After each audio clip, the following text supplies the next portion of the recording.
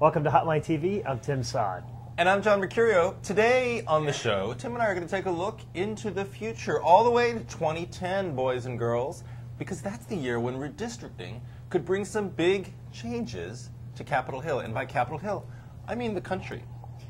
The big country. The big country. It's a big country.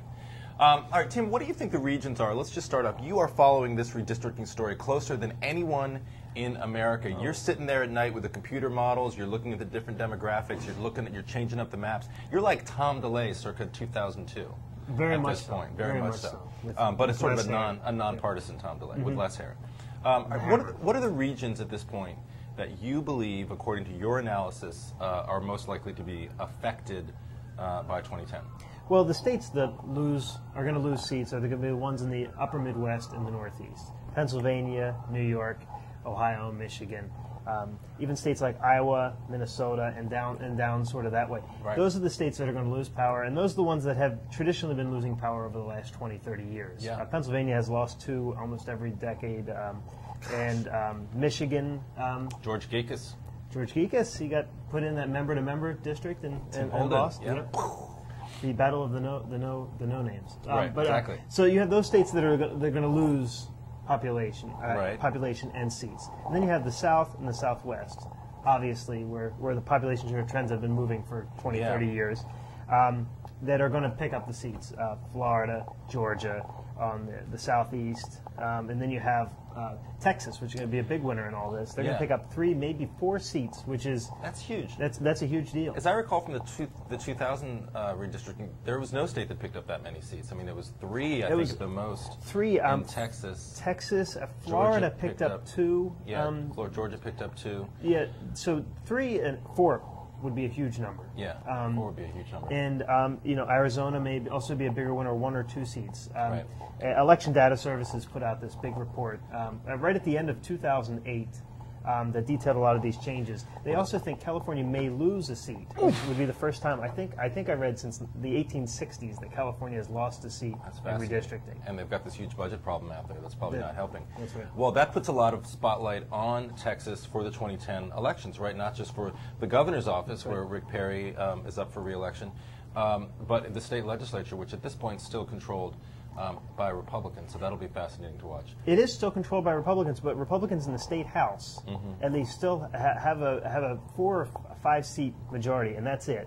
2010 could swing that. So by 2011, when they're ready to do this redistricting, that could swing a little bit, give Democrats a little bit of a voice. But one of the problems we saw in 2004, in 2002 with redistricting, was that places where Republicans and Democrats even, but Republicans mostly had a big edge. They controlled the chambers, they controlled the governorships. Places like Pennsylvania, Michigan, Georgia, places like that. Republicans did everything they could to get very creative with these seats. And Pennsylvania, they tried to do this member-to-member stuff. Look, George Gekas lost, right. where he wasn't supposed to at all. And now Democrats have a clear majority in Pennsylvania in the state delegation, where Republicans had almost the reverse majority. And then you look at places like Michigan, which are falling by the wayside for Republicans, or places, so those places and Ohio, where Republicans control the apparatus. Right. If the problem is, Democrats control the apparatus in Ohio. They do now, but they didn't in 2000. 2000. You're right. Of course. Well, that's what's interesting. I mean, there's the states that are going to gain, but that obviously will create new seats, new opportunities for new members of Congress. The states that lose are set up. Are the ones that set up what we're talking about, which is the member versus member races. That's right. The Gekas versus Holden, and there are so many other examples.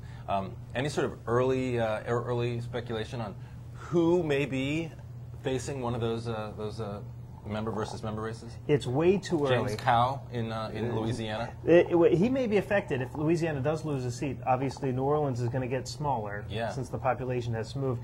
But I think they've noticed an influx of people to Louisiana in the last 2 years. So Louisiana may miss the chopping block here.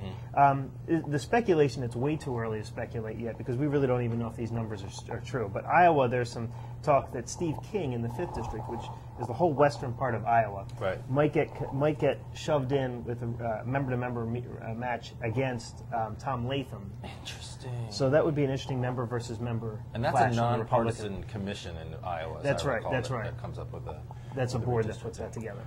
God, I've got the redistricting bug so bad. I can't get it out of me, but that's okay. I'll have to deal with that. That's all the time I think we have for Hotline TV for today. I could talk to you, Tim Saad, for hours and hours and hours about these maps. And we'll have hours and hours and hours to talk about it because we have several years to look forward to this story. But that's all the time we have for Hotline TV today. Until tomorrow, I'm John Mercurio. We'll see you next time on Hotline TV. And this is Tim Saad.